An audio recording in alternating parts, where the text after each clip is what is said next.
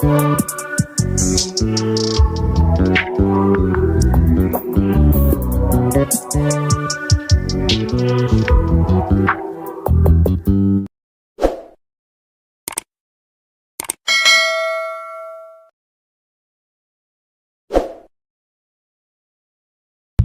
बार माता पार्वती ने भगवान शिव से कहा कि प्रभु, मैंने पृथ्वी पर देखा है कि जो व्यक्ति पहले से ही अपने दुखी हैं, आप उसे और ज़्यादा दुख प्रदान करते हैं, और जो सुख में है आप उसे दुख नहीं देते हैं।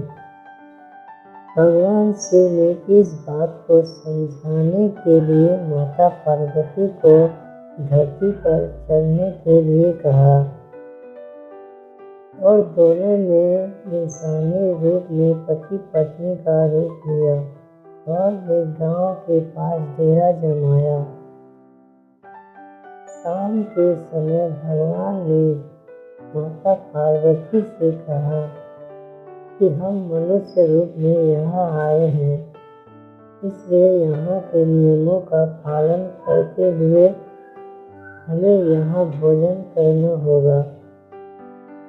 इसलिए मैं भोजन सामग्री की व्यवस्था करता हूँ, तब तक तुम भोजन बनाओ।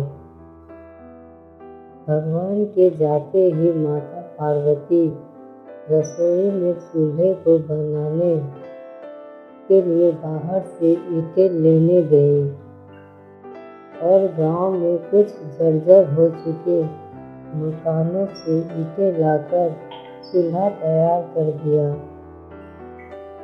चूल्हा तैयार होते ही भगवान वहां पर बिना कुछ चिल्लाए ही प्रकट हो गए। माता पार्वती ने उनसे कहा कि आप तो कुछ लेकर ही नहीं आए, भोजन कैसे बनेगा? भगवान बोले, पार्वती, अब तुम्हें इसकी जरूरत नहीं पड़ेगी। भगवान ने माता पार्वती से पूछा, तुम चूल्हा बनाने के लिए इन ईंटों को कहाँ से लेकर आई? तो इस पर माता पार्वती ने कहा, प्रभु, इस गांव में बहुत से ऐसे घर भी हैं जिनका खरखराव सही ढंग से नहीं हो रहा है। उनकी जर्जर हो चुकी दीवारों से मैं ईंटें निकालकर ले आई।